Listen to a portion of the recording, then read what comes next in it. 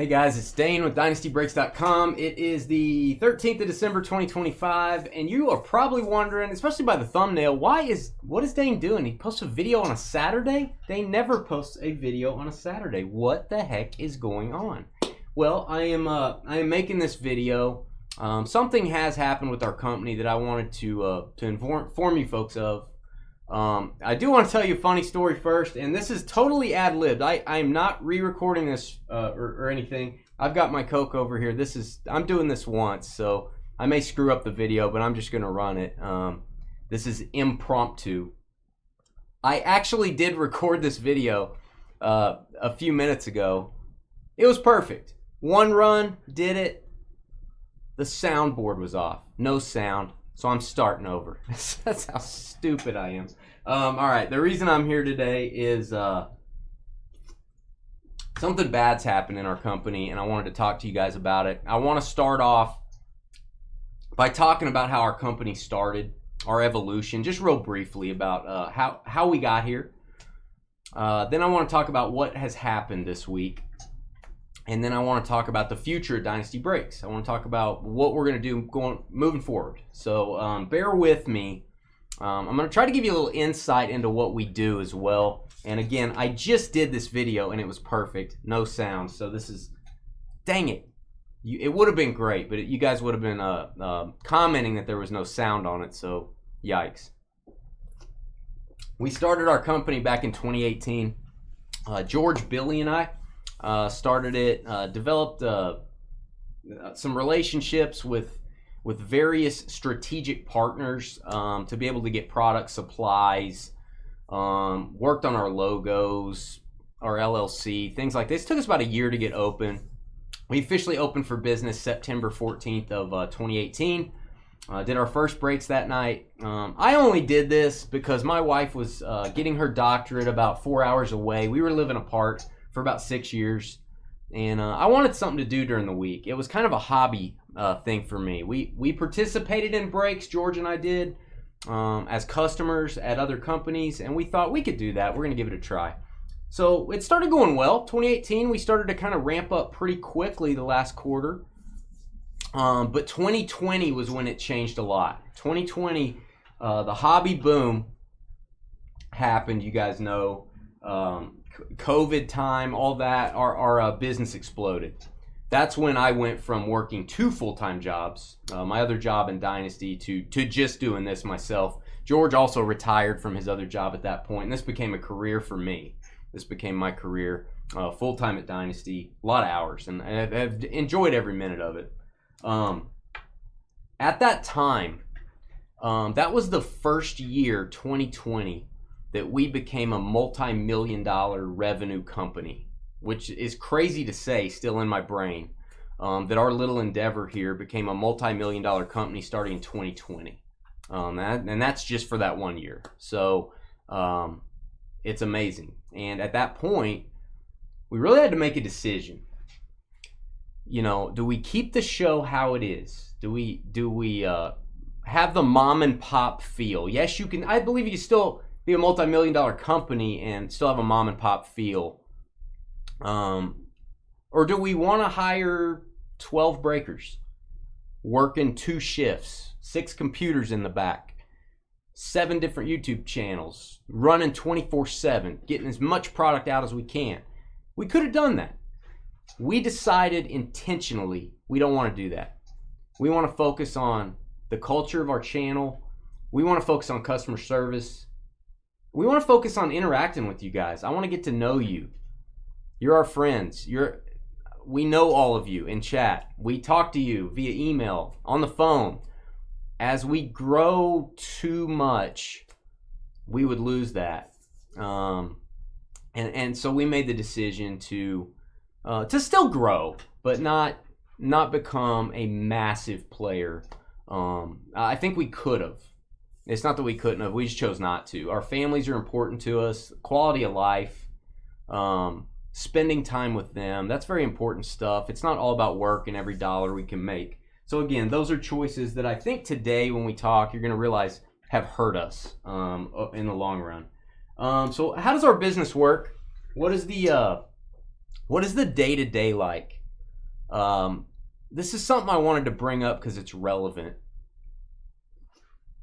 especially in 2020. We have a lot of strategic partners: product, supplies, advertising, website maintenance. We have a website.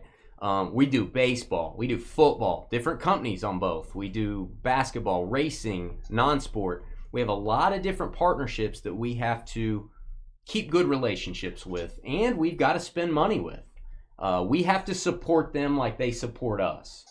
You have to, if you spend too much with one of your partnerships, if you put too much of your resources into one basket, you're going to lose the other ones. This is a dance we had to learn very quickly. And it's tough. This is a tough business. You guys don't see that on the show, but one thing that I'm very proud of is that we maintained all those relationships. It's a balancing act. You've got to, plan your purchases very carefully to maintain a lot of those, and we did. And so that's what I want to tell you now is what we're proud of here at Dynasty. Before I tell you what happened, I want to tell you what we're proud of. And remember this. I'm going to go back to this about 5 times. I'm very proud that the whole 8 years, we've always met any minimum requirements as far as buying from all of our strategic partners. Any minimums, like if you got to spend this to maintain an account, we have always maintained that to this day. With every strategic partner, we have always maintained and exceeded what the expectations were on paper. So I just want to say that. Very proud of that. I'm going to come back to that again. We've always exceeded our sales goals here at Dynasty. Our goal is not to double our sales every single year. That would be a great thing, but again, we made the choice to let's have more of a slow growth. Let's slow and steady. Let's keep the channel the way it is. Let's keep the personal attention. Let's focus on customer service. Let's focus on keeping the show funny, keeping it relevant, making it family friendly, not screaming, not cursing, those type of things. Let's keep it. We can still do that when growing, but we like the channel and like the angles we took. We've also exceeded the goals in our consignment program. We've blown those out of the water. I didn't expect much from it when we started. It's insane. So we've done very well thanks to you guys, and it's helped you liquidate your cards, things like that. We've exceeded our breaking goals. We've exceeded our consignment goals. And again, we've always kept our strategic partners fed, so to speak, and all of our accounts open, and we're very proud of that. Thousands of new friends, and I consider you all family that break with us. We call you guys the Dynasty family. I talk to most of you more than I talk to a lot of my family members. I will always consider you guys family, no matter what. So that's the most important thing that I will always remember about this business is the people I've met. Didn't know any of you. You've probably met each other through this channel. So I've met you. I've talked to you on the phone. Talked to you in chat. I feel like there's people I've seen you typing. I feel like I know you. So that's very important. And then YouTube, real quick. Last thing, YouTube, which is the engine that powers our business. It is the only means of advertising is our YouTube channel. 3.2 million views. I don't know if that's good. Maybe it is. There's probably a very good-looking young lady or man that gets that in an hour after they post a video. It probably is. You've probably watched those type of videos, maybe. Probably not you, but maybe somebody you know sitting next to you. 3.2 million views is pretty good. We're approaching 1 million watch hours. Again, maybe that's horrible. I think it's great. I think it sounds big to me. I remember when this channel had 31 watch hours. We have almost 1 million watch hours. So the engine that keeps this thing running. I'm very proud of our YouTube channel. We are also on Facebook. I haven't looked at the Facebook analytics today, but Twitter, Instagram. Proud of those too, but the YouTube channel is really what keeps us going. And that's kind of old-fashioned. Getting a breaking channel on YouTube is harder to build than Whatnot or Live or some of these other platforms. That's why everyone's going to those. If we were starting today, as a brand new breaker, it would probably be on one of those type of platforms because YouTube's tough to build up. It really is. We're probably dinosaurs.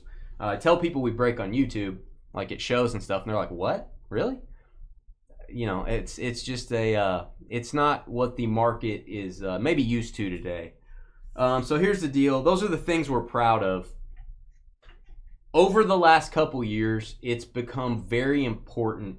The market has shifted to large consolidated partnerships. I'm not here to mention company names. I'm not going to do that. You guys can make your own assumptions. We have many strategic partners. I'm not going to say who we're talking about. That's not what I'm here for. Those large consolidated partnerships, our approach to not becoming huge has put us at a very large disadvantage. What has happened to us this week has happened to a lot of other breakers as well that are bigger than us. Some smaller, some bigger, but I'll get into that. The market today is geared toward breakers that are much larger. That is what the market's geared toward. It's much easier to survive if you have a larger size, which maybe that's the world in general, but it's definitely geared toward that. We got a call this week. So here's what's happened. So I've told you kind of our history, our focus, how we see the channel. Here's what's happened. We got a call this week. Very brief call, 3 minutes probably. No warning. No real feedback before the call to speak of. No, hey, you guys aren't doing this right, or you guys need to improve this, or we don't like this. Our feedback has always been from our partners. All of them. We love your channel. You guys are doing a great job. Keep doing what you're doing. We got a call saying, as of January 1st, our ties are being cut with that strategic partner. So very, very little notice. We're about 2 weeks away from that. Not a real explanation. Not a good one anyway. It's a money decision. And that's my opinion. This all comes down to money. There is a piece of paper on an accountant's desk somewhere, I'm speculating, that has us on it, and there's an invisible money line. And we did not get above that money line. However, one thing I'm very proud of, as I mentioned before, is that with all of our strategic partners, we have always exceeded the amount that we are supposed to support them with, even to this day. However, there appears to be an invisible line, money line. We're below it. We got scratched out. And this is what I want to talk about. The money line is very easy to eliminate people with. You can print a document and you can eliminate everybody under this. That's easy. Is there a line for integrity? Is there a line for honesty? Is there a line for giving customers good value? Maybe not overcharging. Is there a line for consistency and quality of your channel? Is there a line for how you talk and what you say? For being family friendly? Well, those lines, you can't hit a print button and in 5 minutes eliminate people. You got to watch the channel. You got to get to know us. You got to figure out who our customers are, how we interact with them, what our strengths are. That takes work. That takes a long time. The easier approach, and I would say the lazy approach, is we can look at this paper and that's all you need to know about Dynasty. They're gone. According to strategic partners, a key strategic partner, we are not equipped to serve you guys. You are better served by someone larger. Because on the piece of paper it says that. That's the easy, quick, I don't want to do any work answer. So that's a devastating day for us and a lot of other breakers as well. From what I understand happening this week. Haven't talked to any other breakers, but I've seen some things out there on social and such. So that being said, what does that mean for our future? What does that mean for the future of Dynasty Breaks? Our breaking continues. We're still, this week, you see the new releases on our website. I've got Tuesday and Wednesday breaks listed. I'm going to have Thursday's breaks listed. Friday, the following week, all that. Our breaking continues. We still have relationships with other strategic partners. Those continue. For now, they continue. So I'm gonna tell you we're gonna keep our breaking business going as long as I can.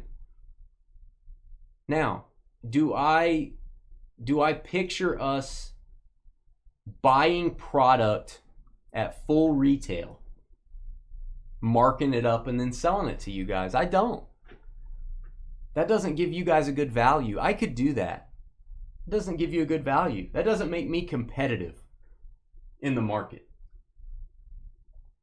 The people that didn't get cut can offer you a lower price. So that's not my angle. I want to give you a good value.